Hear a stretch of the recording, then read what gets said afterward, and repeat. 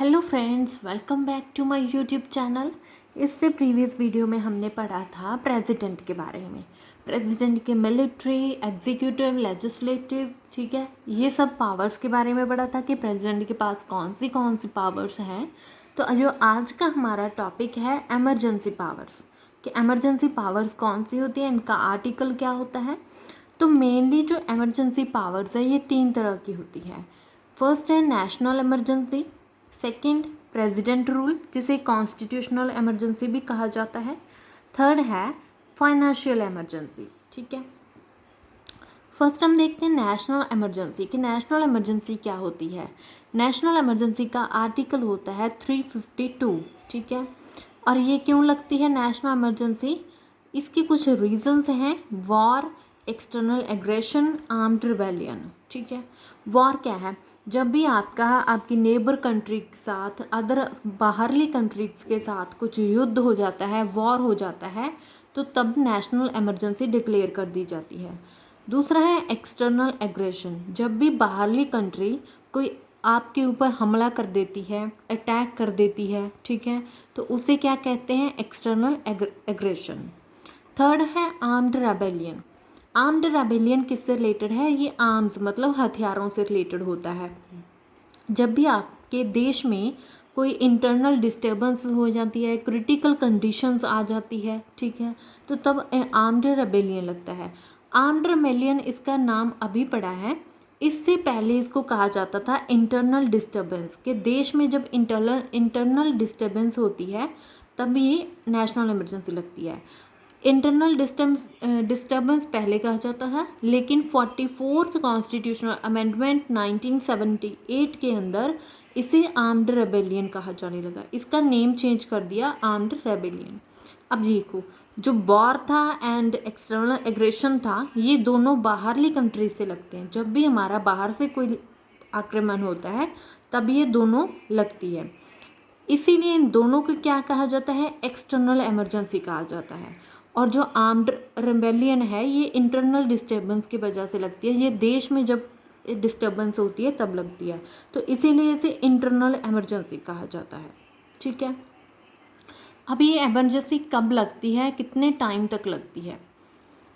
तो national emergency का approval 6 months can be extended for indefinite period, मतलब ये इनडेफिनिट पीरियड टाइम के लिए लग सकती है, लेकिन जब ये लगी है तो 6 मंथ के बाद, मतलब हर 6 महीने के बाद इसकी अप्रूवल लेना पड़ता है इमरजेंसी का।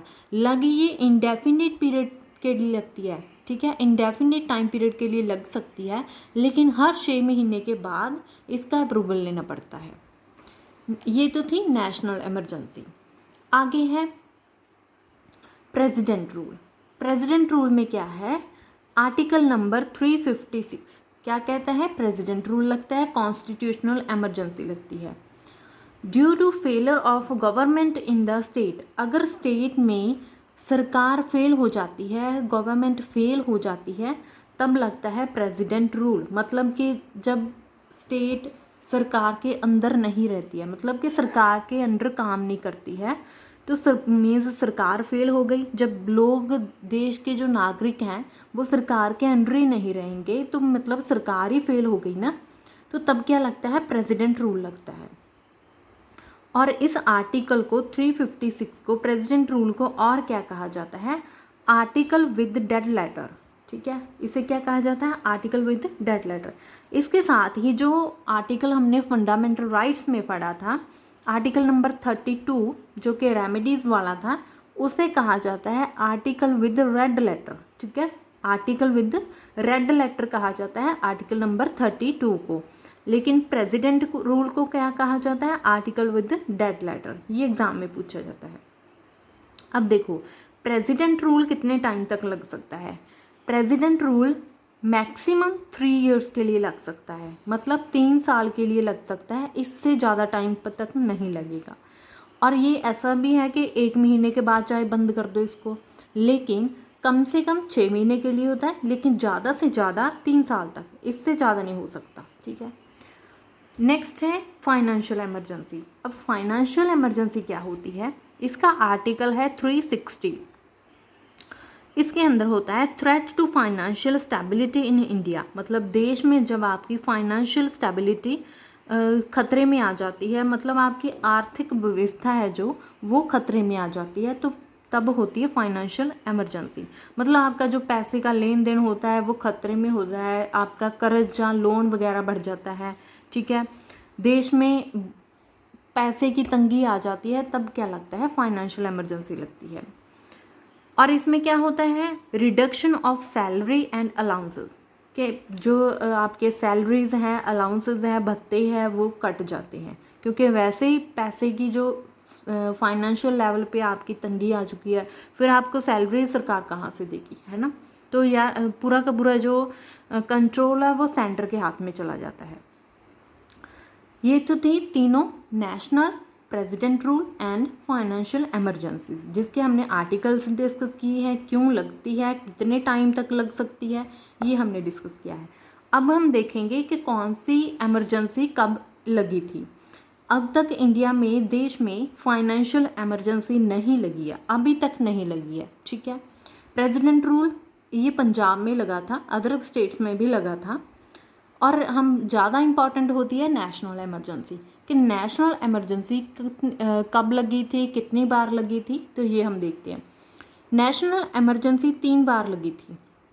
फर्स्ट तो 1962 में, ठीक है, 1932 में लगी थी, जब इंडो चाइना वॉर हुआ था, मतलब चाइनीज़ एग्रेशन हुआ था, जब चाइनीज़ ने, बाहरली कंट्री है, चाइनीज़ एग्रेशन मतलब जो बाहरली कंट्री ने इंडिया के ऊपर अटैक किया था, तब लगी थी 1962 में नेशनल इमरजेंसी।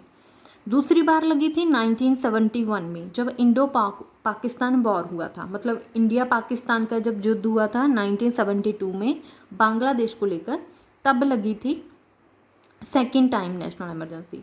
थर्ड टाइम लगी थी 1975 में, जब इंटरनल डिस्टर्बेंस हुआ था। ये हमने तीनों पढ़े हैं कि जब युद्ध होगा, वॉर होगा, तब लगेगी, जहाँ एक्सटर्नल एग्रेशन होगा, जहाँ आर्म्ड रेबेलियन मतलब देश में इंटरनल डिस्टर्बेंस होगा, तब लगेगी। ये तीनों बार लग चुकी है। 1975 में लगी थी, जब इंटरनल डिस्टर्बेंस हुआ था, मतलब इंदिरा गांधी का टाइम पीरियड था उस टाइम पे, 1975 में उस टाइम नेशनल इमरजेंसी लगी थी।